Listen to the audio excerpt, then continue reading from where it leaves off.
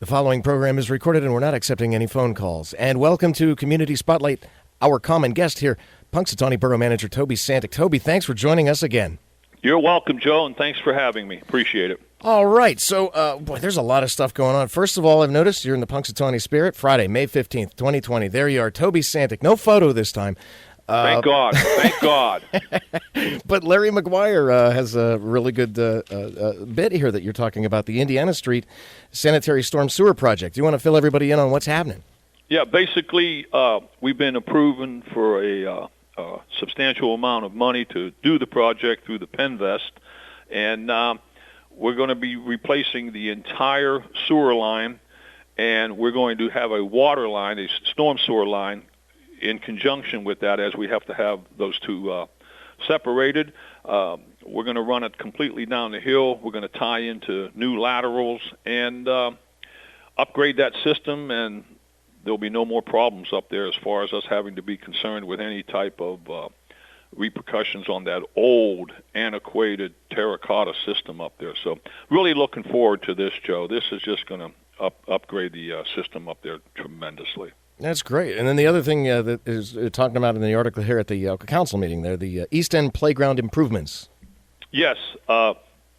Another project that got started a couple years ago, and now it's finally come to a head here. We're going to be putting in a tennis court over there, pavilion. We're going to dress up some of the sidewalk over there. And in conjunction with that, we'll be doing the Harmon Field project at the same time, where we're going to resurface the basketball court, new baskets, new bank boards, the whole thing. We will have two courts there for the most part that two games can go on. So basically, 20 people at a time can now play on that court over there. Well, people are going to be like, wow, I don't even recognize Punxsutawney anymore. It looks great. Yeah, well, it would look a lot greater if we could get our businesses open, Joe. That's the big thing now. That is huge, you know. Yes. And we've been in contact with Representative Dush, Senator Sconardi's office. We've been beating the drum to let us open. We are not a hot spot or any kind of a tinderbox here for the virus. It's time, Joe, we get out and face the music. Let's do this. And as I was telling both of our representatives, that we are not idiots here. Give us the CDC guidelines on spacing. We will go ahead and put those people in our businesses accordingly. So whatever that spacing is per person, you just take that and divide it by your square footage of your establishment, and that'll tell you how many people you can have in there, especially if it's a club or a bar or a restaurant. Oh, I'm really looking forward to, like, bars and clubs opening again. Oh, me too. Yeah, yeah. There's a bill that was proposed. It passed the Senate, passed the House, and yes, it's the you can buy booze at the curbside. But I don't know if Tommy, the governor, signed it yet. No, and here's what happened yesterday. According to the information I got early this morning, they did pass a bill that's going to now delegate the authority back to the county commissioners to determine which municipalities should come back online. And this is what we need. We need grassroots representation, and we need grassroots government now. And it seems we're going to get that. However, unless Governor Wolf vetoes it. Well, a lot of people are arguing in favor of that because you know the area better than people in Harrisburg just exclusively know the area and stuff. Yeah, most of those people are from the bigger cities too: Philly, Pittsburgh, Scranton, Erie. Well, that's just it. It seems like the densely populated areas. A lot are saying it's because of the dense population living on top of each other. In some cases, literally, but the public transportation system that's there. You have a lot of people in New York City where, you take the subway, and you've been on the subways and stuff. Yes, I have. Oh, Lord, they're just not a... Yeah. And there's no distancing, really, unless you hit it at one of those really off, weird times. Yeah, like at 3 in the morning. Yeah. Man. Yes. Oh, yeah, I've been up there numerous times, yes. Yeah, me too. That's, so that you can see how it would spread really fast. Exactly. That's not the case here, though. And we are so sparse here in our population. And as I was telling our representatives, look, we will adhere to the guidelines. Give us the formulas to figure out how we need to do the spacing, and let us get open. If we can get 20 people into an establishment, okay, so that's what we'll start with. We'll start with 20. And if the things continue to go in the fashion they are, where there is or there are no confirmed cases, okay, then we up it to 30 or maybe 40. But let's start getting back out and let's start facing this. What? And quit hiding inside. What can you control as far as like opening things up now? Not a whole lot of anything. The main businesses of our area are as they refer to them, as our mom and pop operations. And right now, you're not allowed to open those up. Now, are some people going to start to bend the rules? I believe they will, because of necessity to stay in existence. Well, I know for a fact the district attorney in Clearfield County issued a public statement saying that he's not going to prosecute any business that decides to open that's not covered under Governor Wolf's, permitted businesses in the yellow phase, providing they follow exactly what you just said about the CDC guidelines. You limit the number of people, you take the safety precautions and things like that, because there are some businesses that would really like to open. I know that in Altoona, in Center County, there was a salon shop that opened up, and they wear the mask, they have the the equipment, they wear the gloves. Obviously, there's going to be contact because they're doing other people's hair, and there are people arguing in favor of open up the barber shops and salons because it's a good service to have and it's business and they have to make money. I agree, and for us here at the borough. The Civic Center will be open 8 o'clock Monday morning, as will Barclay Square and the playgrounds. We are lifting that and getting moving forward. I'm tired, Joe. I'm just tired of seeing the damage and destruction done by this. And is the potential there for adverse conditions? Absolutely. And I think anybody with any kind of common sense would agree with that. Yes, but we've got to show our resilience and start to come out here and as I said, face the music. So whenever they go into the Civic Center, then you have to wear a mask, right? Yes, sir. Absolutely. We are still going to go by the CDC guidelines, 6 feet apart.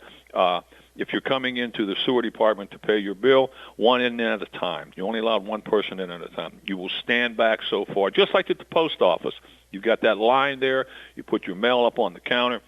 Who's ever there, they process it for you, and we will do the same thing. When that person leaves the office, another one can come in. In the meantime, make sure if there's 4 or 5 of you outside, you're 6 feet apart. Playgrounds, kids, do they have to wear masks? No. Okay. No. Do you have to stay 6 feet away from each other when they're on at the playground? Joe, I would like to think the kids would do that, but I don't think they're going to really care about that too much. They don't. Heck, I saw a bunch of them standing up on the levee the other day with their bikes. Now they're basically within close proximity. They're not 6 feet apart. So what's the difference if a bunch of them are on their bikes on the levee versus a bunch of them sitting on the swing set at one of our parks? That's a really good point. What about the Groundhog Festival in the summer time? Is that still on? As far as I know, yes, it is. I've not heard anything from the chamber or those folks who are involved in taking this over. I guess if you saw the paper 2 days ago, you saw our public works guys getting ready to get the power to the park. We've laid numerous underground lines to accommodate the different pedestals we'll have strategically placed in the park for just that, the power to any and all the vendors. We'll be able to fire things up pretty good this year, Joe. And I'm just hoping we do go forward with it. At least go forward with it. If we get the crowds that we normally expect, great. If not, at least we started things and we're moving towards the direction we need to move towards, and that's getting somewhat more normal or used to what we used to know. Back to normal. Well, as normal as it could be. Now, could you imagine, are you a fan of The Twilight Zone? Yes, I remember that program, yes. You probably saw every episode of The Twilight Zone. Yeah, but I can't remember them at this age. Okay, well, okay, then even better. Just imagine, you're in a coma on New Year's Day of this year. You go in, you slip into a coma. You're unconscious all the way up until now. Right. You get out of the coma, and everybody's wearing masks and gloves, and you have these signs that says, you have to have a mask on before you come in here, and stay 6 feet apart, and then you have the plexiglass dividing people and that kind of stuff. All great precautions, all great necessary measures, to mitigate this horrible, horrible, horrible virus. But what would be your first impression if you didn't know anything? You just saw everything happening. What would be your first impression? The world has gone crazy. That would be my first impression. What is going on? We've gone crazy. It is kind of weird to see somebody like in a store without a mask, because I've seen them. Right. Yes. But you have to kind of take as many precautions as possible. Are you washing your hands? Absolutely. Did you wash your hands before this pandemic? Oh yeah. Okay. I've always done that, and I just am I doing it somewhat more now? Absolutely. Yes. Sure. All right. Yeah. As far as like sports, NASCAR's back, I think. Is that right? Yes, sir. They're going to race this weekend to an empty venue. Well, it's entertainment. It's sports. Exactly. Those people will be able to do what they've done in the past. If you didn't attend the actual event, you sat home and watched it on your TV, and that's what they'll do this week. I mean, spectators in the stands are not what people care to see. They want to watch the cars going around the track and cheering on their favorite NASCAR driver. So that's not going to change for a lot of people. And I think like you said, a lot of people are going to be really happy that we've got some kind of entertainment instead of reruns of movies from 15 years ago that we keep continually seeing on TV. Absolutely. So do you know anybody that has tested positive for COVID? No. I don't either, which is good. Again, our numbers are very, very low. As of the day we're recording this, there's 7 people that have been confirmed in Jefferson County. I think one of them was fairly recent, so you'd imagine that the others have recovered from the COVID. Right. And to have such a low amount of cases, we are really, really in a good situation like that. So, and Joe, this is why we're beating the drum to start to let us open up. Come on, people. I'm going to give you a question that I was on John Steigerwald's show on KDKA last week, and he called here and he was just curious. It's like, we have such a low amount of cases. How do people feel about it, having to do all the same mitigation and everything? How do you feel about having to do all the mitigation and when we have all these low cases, honestly?